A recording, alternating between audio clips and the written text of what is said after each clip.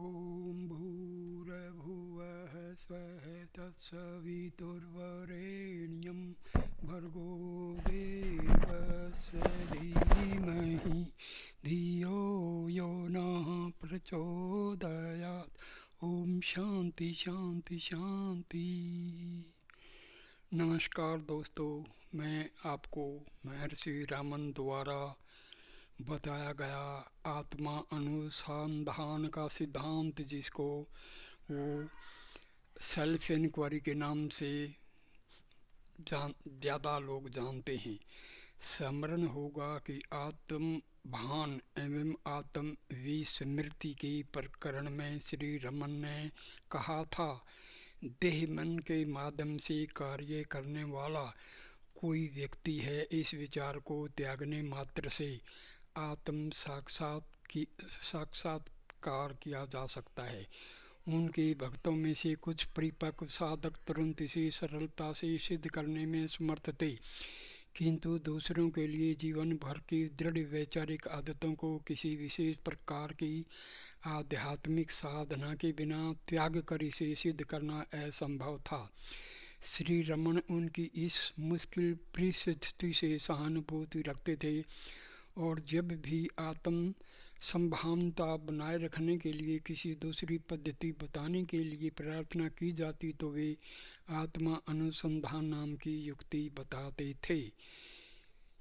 यह साधना पद्धति उनके व्यवहारिक आध्यात्मिक उपदेश का मूलाधार थी। अगले 3 प्रकरणों में इसके सभी पहलुओं को विस्तार से प्रस्तुत किया जाएगा। इस व्यक्ति का वर्णन करने के पूर्व श्री रामन के मन के स्वरूप विषयक विचारों को समझाना आवश्यक है, क्योंकि आत्म अनुसंधान का लक्ष्य स्वानुभव से यह जानना है कि मन का अस्तित्व नहीं है। श्री रमन के मतानुसार मन तथा शरीर की प्रत्येक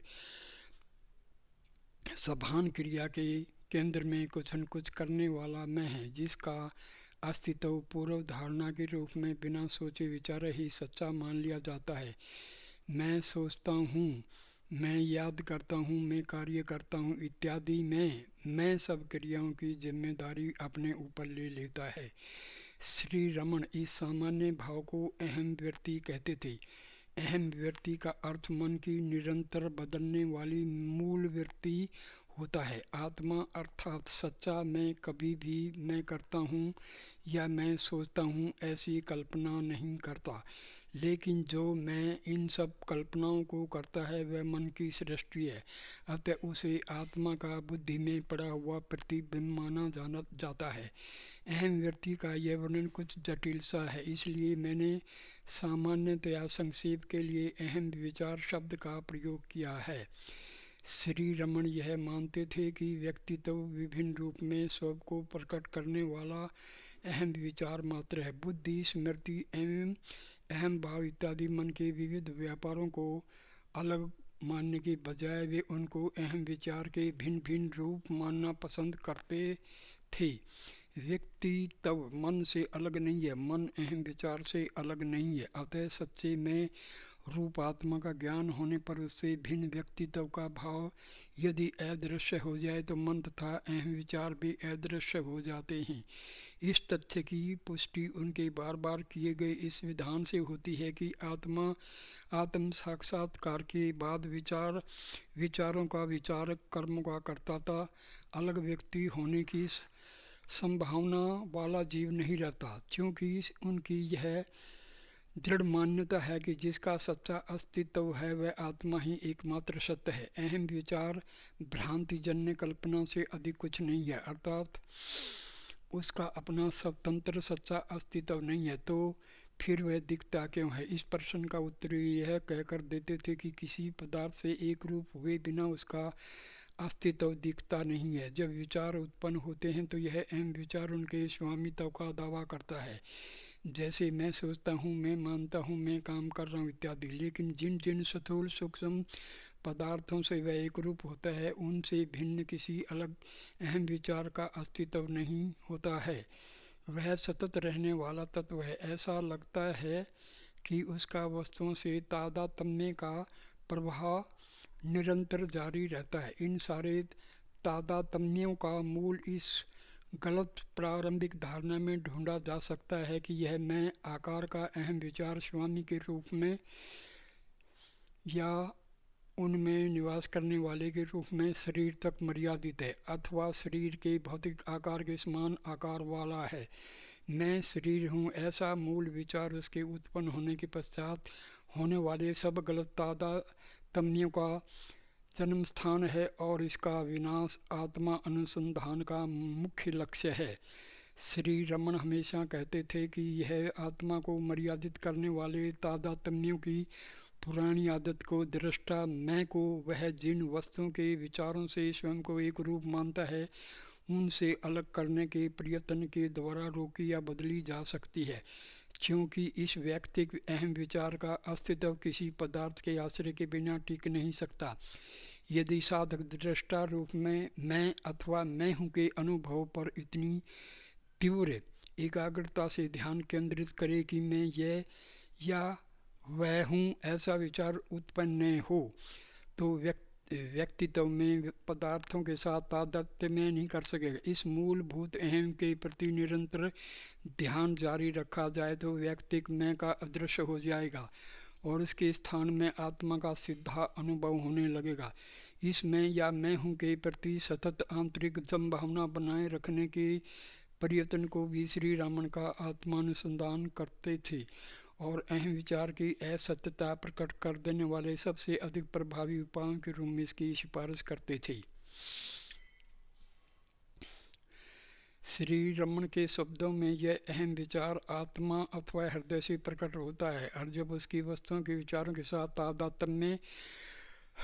तादात्म्य स्थापित करने की पुरानी आदत छूट जाती है तो आत्मा में विलीन हो जाता है। इस कारण वे हमेशा अपने उपदेश को अहम विचार के उदय तथा अस्त की प्रक्रिया के साथ जोड़ते थे। वे कहते हैं कि अहम विचार को उसके जन्म स्थान में लीन कर दीजिए या अहम विचार कहाँ से प्रकट होता है इसकी तलाश कीजिए। इन सभी विधानों का तात्पर्य समान होता है। भाषा किसी प्रकार की हो, वे अपने भक्तों को यह अहम विचार की संभावना तब तक बनाए रखने की सलाह देते थे जब तक वह जहाँ से प्रकट हुआ था उसी प्रकार अपने जन्म स्थान में लुप्त न हो जाए। वे अक्सर कहा करते थे कि मैं का निरंतर विचार करने से अथवा बार बार अहम का मानसिक उच्चारण करने से भी सही दिशा में प्रगति हो सकती है, लेकिन यह ध्यान में रखना जरूरी है कि अभ्यास की यह प्रारंभिक भूमिका है। मैं का उच्चारण विचारक एवं विषय विचार के द्वैत की सीमा में होता है तथा इस प्रकार के द्वैत के रहते अहम विचार बढ़ता रहेगा। आखिर वह तभी नष्ट होगा जब स्थूल भौतिक पदार्थों का और सूक्ष्म मानसिक विचारों का दिखना समाप्त होगा। यह परिणाम अहम के विषय में संभावना रखने मात्र से प्राप्त नहीं होता, अहम रूप हो जाने पर ही प्राप्त होता है। किसी भी पदार्थ के विषय में संभाव रखने के बजाय केवल दृष्टा का अनुभव करने की भूमिका आत्मा अनुसंधान की पराकाष्ठा है, जिसकी विस्तृत चर्चा अगले प्रकरण में की जाएगी। यह महत्वपूर्ण भेद वह तत्व है जो आत्मा अनुसंधान को अन्य सब आध्यात्मिक साधना पद्धतियों से अलग करता है। इससे यह भी स्पष्ट हो जाता है कि श्री रमन क्योंकि दूसरी साधन प्रणालियों को हमेशा बेअसर बताते थे, वे अक्सर यह स्पष्ट करते थे कि पारंपरिक ध्यान पूजन एवं योग के अभ्यास में ध्याता तथा ध्येय की आवश्यकता होती है, जिससे अहम विचार नष्ट होने की बजाय पुष्ट होता है। उनके मत के मुताबिक ऐसी साधना पद्धतियाँ मन को सफलतापूर्वक अस्थायी रूप से शांत कर सकती हैं एवं संभवतः आनंदपूर्ण अनुभूतियों को भी प्रकट कर सकती हैं, लेकिन कभी भी आत्म साक्षात्कार में परिणित नहीं हो सकती, क्योंकि उनसे अहम विचार स्पष्ट रूप से अलग होकर अपने अस्तित्व को मिटा नहीं सकता। इस प्रकरण में दिए गए वार्तालाप अधिकतर श्री रमन के आत्मानुसंधान विषयक सैद्धांतिक विचारों को प्रस्तुत करते हैं। इस तकनीक के व्यवहारिक पहलू प्रकरण 5 में विस्तार से दिए जाएंगे।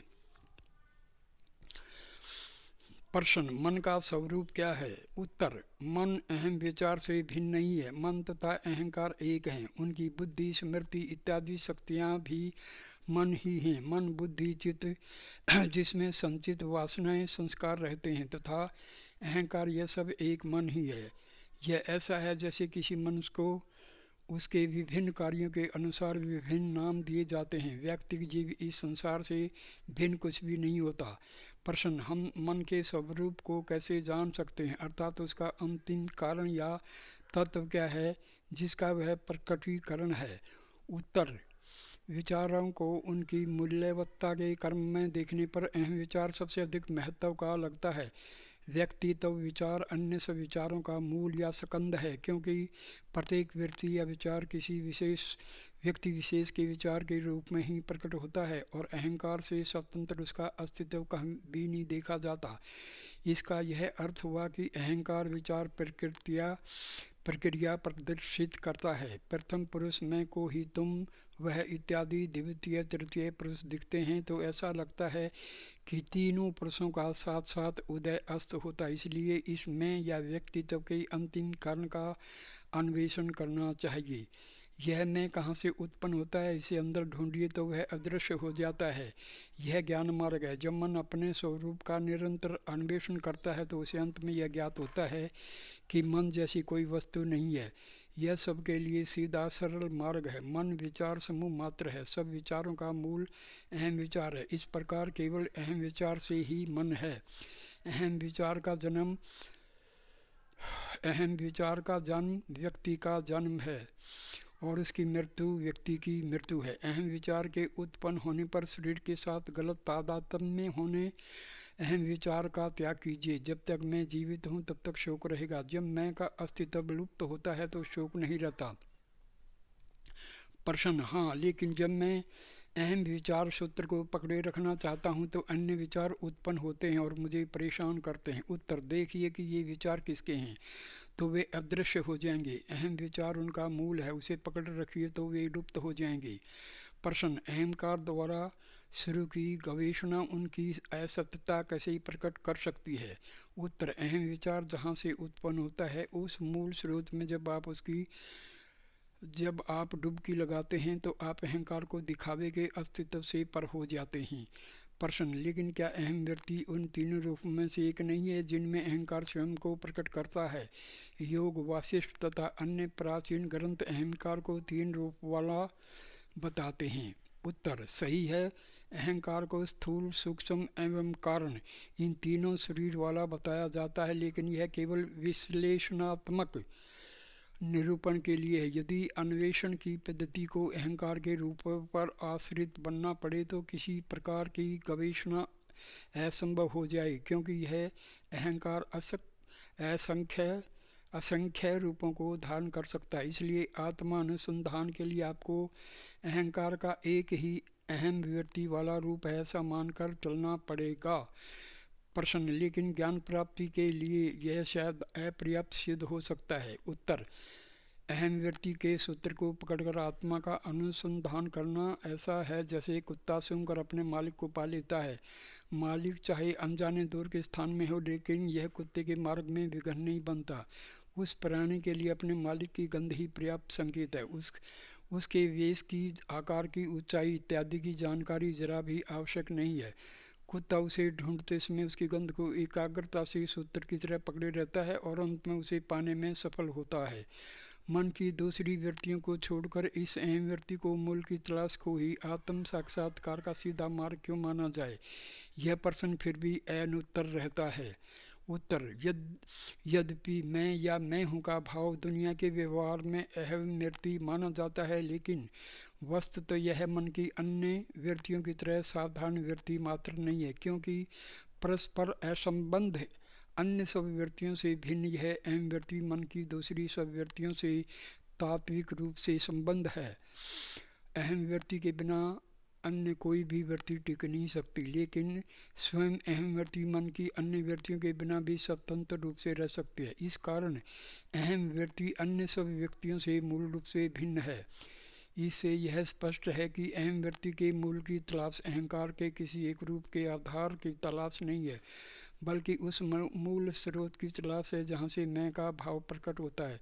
दूसरे शब्दों में अहम वृत्ति रूप अहंकार के मूल की तलाश एवं उसकी प्राप्ति आवश्यक रूप से अहंकार तथा उसके प्रत्येक संभावित रूप से पर होने का मार्ग है।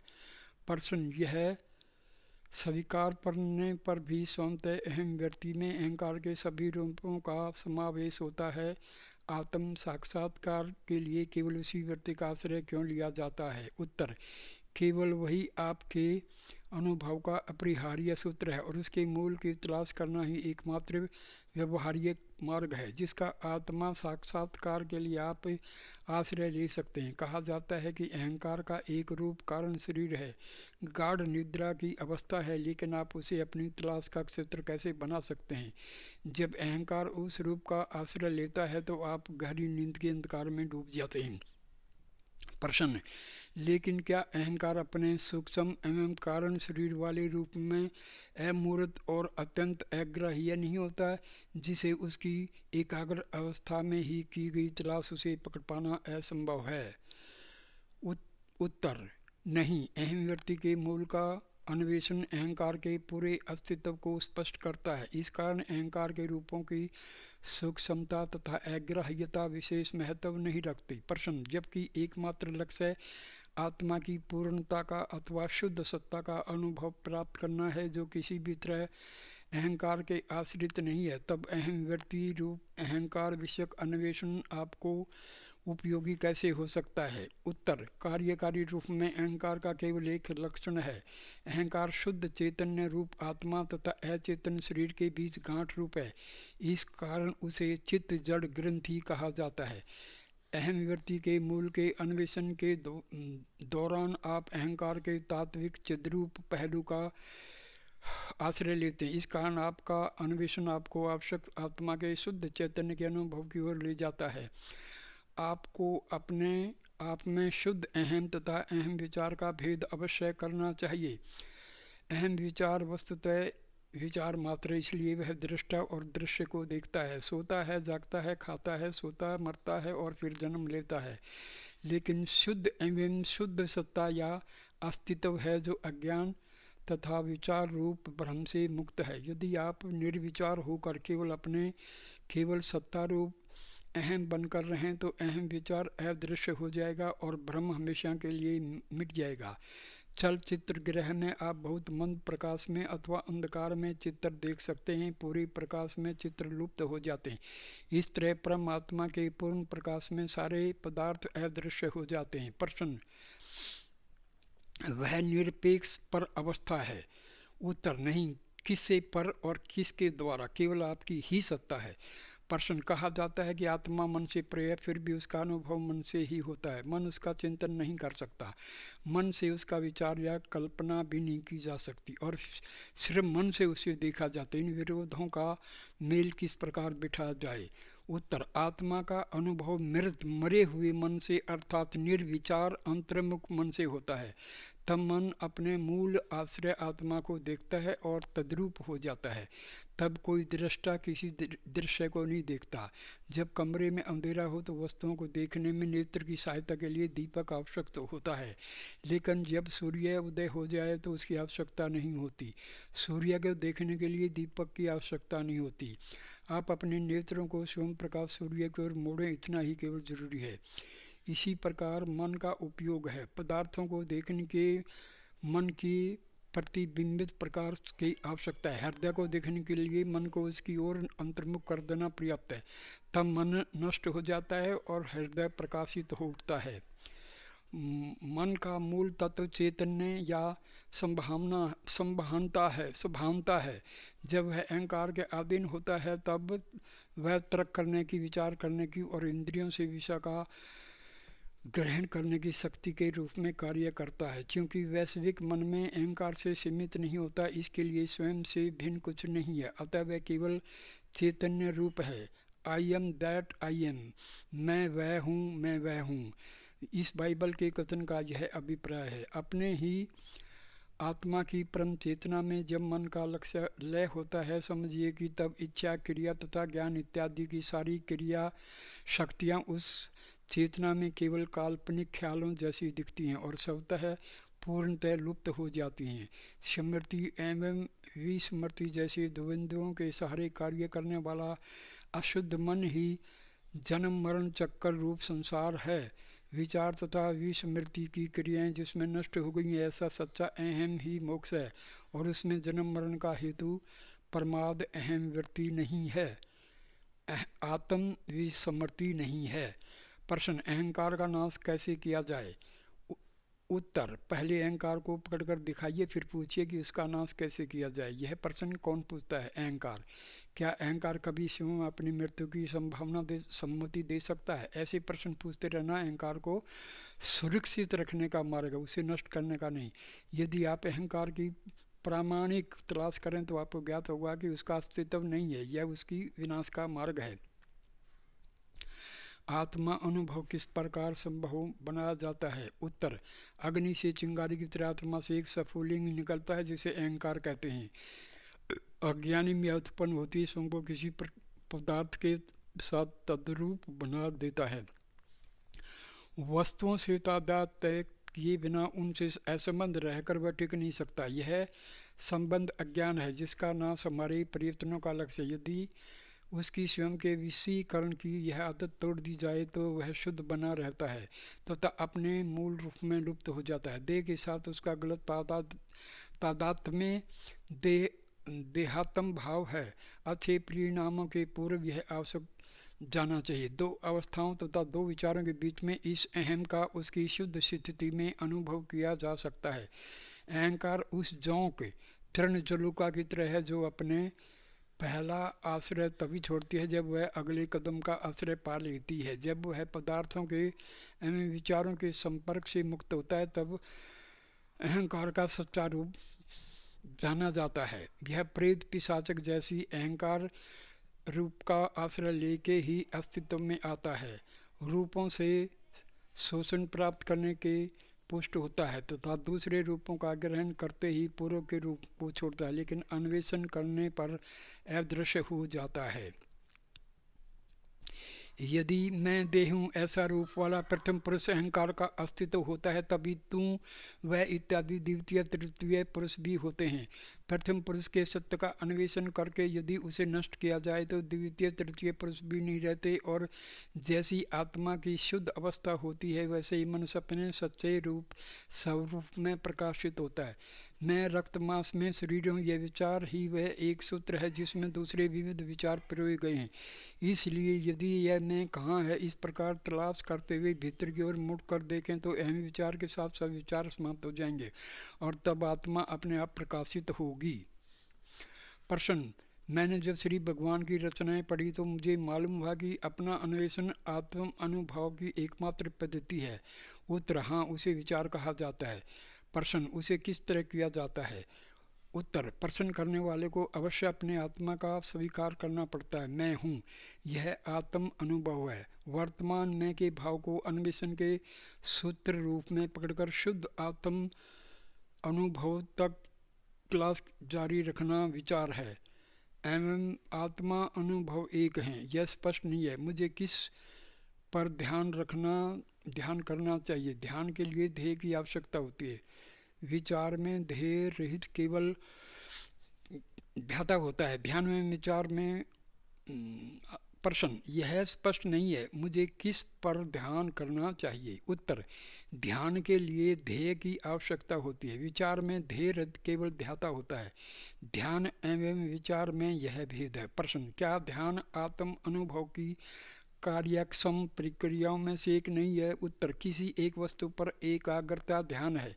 विविध विचारों को रोककर केवल एक विचार पर चित्त को एकाग्र करने के हेतु ध्यान किया जाता है। आत्मा अनुभव के पूर्व यह एक विचार भी अदृश्य हो जाना चाहिए, लेकिन आत्मानुभव में कोई नई वस्तु प्राप्त नहीं करनी होती है, वह प्रथम से ही है, परंतु विचारों के पर्दे से छिपा हुआ है।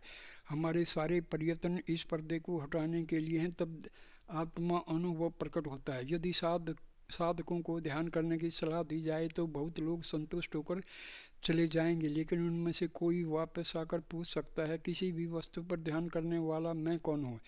ऐसे साधक को आत्मा की तलाश करने के लिए ही कहना चाहिए, वह अंतिम भूमिका है, विचार है। क्या ध्यान के बिना केवल विचार से काम चलेगा? उत्तर, विचार प्रक्रिया है और लक्ष्य भी है। मैं हूँ, यह लक्ष्य है और अंतिम सत्य है। प्रयत्न पूर्वक उसे पकड़े रहना विचार है। जब स्वाभाविक, अनायास एवं स्वयं स्फूर्त रूप में रहने लगे तो आत्म अनुभव चित्त पहले के लिए सबसे अधिक कार्यक्षम। विचार को छोड़कर अन्य कोई प्रभाव मार्ग नहीं है। दूसरी पद्धति से मन को शांत किया जाए तो अल्प समय के लिए वह समाधिस्थ होगा, लेकिन पुण्य विकसित हो जाएगा। आत्मा अनुसंधान एकमात्र अमोघ साधन है और सीधा मार्ग है, जिससे पूर्ण निर्गुण अनंत स्वयं आप हैं। इस सत्य का आप अनुभव कर सकते हैं। प्रश्न: आत्मानुसंधान को ही ज्ञान का एकमात्र सीधा मार्ग क्यों माना जाए? उत्तर: क्योंकि आत्म विचार से भिन्न सभी साधनाओं में साधन के रूप में मन को बनाए रखने की पूर्व धारणा स्वीकृत होती है, क्योंकि मन के बिना उसका अनुसरण नहीं किया जा सकता है। साधना की विभिन्न भूमिकाओं में अहंकार सूक्ष्म रूपों को धारण करता है, किंतु कभी भी नष्ट नहीं होता। जनक ने जब कहा, अब मैंने उस चोर को जान लिया है जो अब तक मुझे परेशान करता रहा, अब मैं अविलंब उसको नष्ट करने का सीधा उपाय करूँगा, तो वह राजा अहंकार या मन के उद्देश्य से ऐसा कह रहा था। लेकिन इस चोर को अन्य साधनाओं से भी तो पकड़ा जा सकता है। आत्म विचार से अन्य साधनाओं के द्वारा अहंकार या मन को प्रश्न: लेकिन इस चोर को अन्य साधनाओं से भी तो पकड़ा जा सकता है। उत्तर: आत्म विचार से भिन्न साधनाओं के द्वारा अहंकार या मन को नष्ट करने का यत्न ऐसा है जैसे पुलिस वेशधारी चोर ही चोर को अर्थात स्वयं को पकड़ने का नाटक करे। आत्म विचार ही इस सत्य को प्रकट कर सकता है कि वास्तव में अहंकार का अस्तित्व नहीं है और मनुष्य को आत्मा की पूर्ण शुद्ध अद्वैत सत्ता का अनुभव करा सकता है। आत्मा अनुभव होने के पश्चात कुछ भी जानना शेष नहीं रहता, क्योंकि आत्मा पूर्ण आनंद और स्वरूप है। प्रश्न: आत्मानुसंधान अन्य पद्धतियों में अधिक सीधा पद्धति क्यों है? उत्तर: अपने आप से अभिन्न, केवल पूर्ण शाश्वत परम आत्मा में निष्ठा ही शरीर से आबद्ध जीव के लिए भवसागर से पार जाने की एकमात्र नाव है। अहंकार का नाश ही सत्य है। अहंकार की पहचान की तलाश करके उसे नष्ट कर दीजिए, क्योंकि अहंकार कोई वास्तविक सत्ता नहीं है। वह अपने आप अदृश्य हो जाएगा और सत्य स्वयं प्रकट होगा। यह सीधी पद्धति हैं और सब पद्धतियाँ अहंकार को बनाए रखती हैं। उनमें कोई संदेह उत्पन्न होते हैं तथा मैं कौन हूँ, इस सनातन प्रश्न का समाधान करना अंत में बाकी रहता है। किंतु इस पद्धति में अंतिम प्रश्न ही एकमात्र प्रश्न है और उसे प्रारंभ में ही उठाया जाता है तथा इसमें अन्य किसी साधना की आवश्यकता नहीं है। इससे बड़ा कोई रहस्य नहीं कि स्वयं सत्य होकर हम सत्य की तलाश में हैं। हम सोचते हैं कि हमारे सत्य को कोई आवरण छिपाए हुए जिसे हटाना जरूरी है। यह आशा शब्द है। आशा शब्द है।